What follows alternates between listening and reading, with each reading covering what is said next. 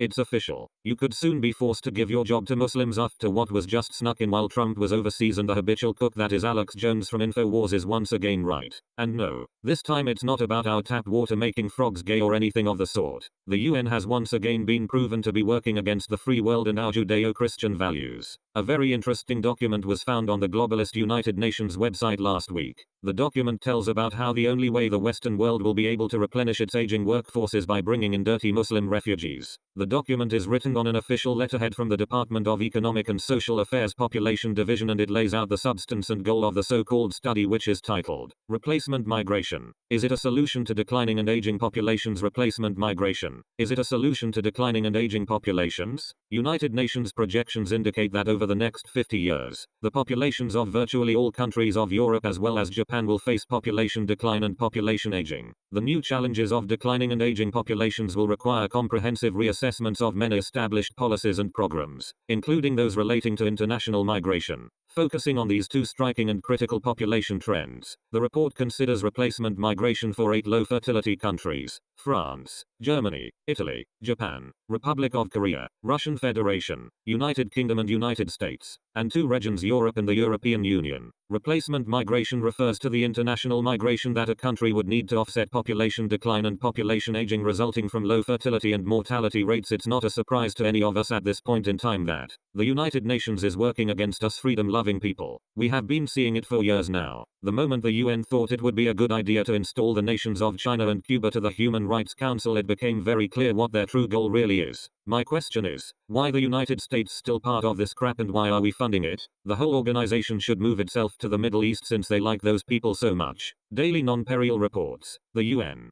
Population Fund, which has seen all funding cut by the Trump administration, says donors have committed $207 million to help expand family planning services and strengthen national health programs. But the agency, known as UNFPA, says it still needs $700 million for contraceptives and other family planning supplies for 2017 to 2020. International donors made the pledges Tuesday at a family planning summit in London, but the total wasn't announced until late Thursday. The agency's acting executive director Natalia Kanem said in a statement that family planning is one of the smartest investments for countries because it allows women to choose whether or when to have children. They can stay in school longer, earn a degree and enter the workforce, ultimately making families, communities and nations thrive, she said. UNFPA said Friday it was allocated about $69 million for 2016 from the United States, including about $31 million for its overall budget and the remainder earmarked for specific programs. It received $75 million from the US in 2015, but the Trump administration announced in April it was cutting all funding to the Population Fund, following through on campaign promises by President Donald Trump to let socially conservative policies determine the way the US government operates and conducts itself in the world. Even though UNFPA does not support or provide abortions, the cut was widely viewed as a gesture to anti-abortion advocates and other conservative interests. The agency said $132.90 million of the funding pledged Tuesday will support its core budget, including enabling it to tackle emergencies quickly and provide sexual and reproductive health services to women and girls caught in humanitarian crises. Another $74.10 million will be invested in UNFPA supplies, a program which currently provides over 40% of donated contraceptives worldwide, reaching about 20 million women and young people each year. In 2016 alone,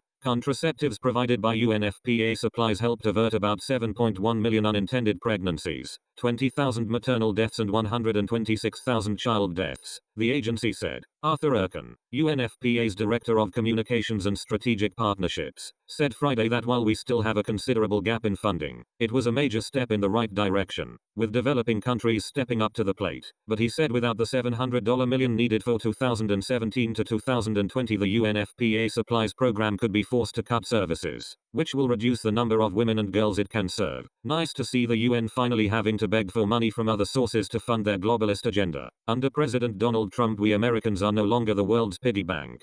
Plus there is no need for us to fund an organization which is located on our soil but hates everything we in the land of Israel stand for. Enough with the United Nations and their blatant anti-Americanism and anti-Semitism. Leave already. Please share if you want the United Nations out of the US soil. Thanks for watching.